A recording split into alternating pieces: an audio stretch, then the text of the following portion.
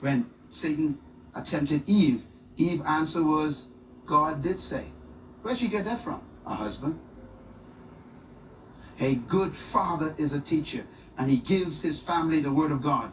I want you to write these things down. Number one, fathers produce a true self-image. Number two, fathers love Eden, the presence of God. Number three, fathers desire to work and pursue their dreams. Number four, fathers are able to cultivate and develop others. Number five, fathers commit to protect, cover, and secure. Number six, fathers know the word of God, and so they can teach it. These are the 6 marks of a true father.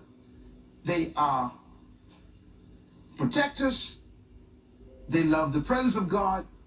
They love work. They can cultivate, and they can teach the word of God. These are the measures of a real man. If you can do these 6 things, you're getting close to true manhood. It's a tough call for the fathers of our country.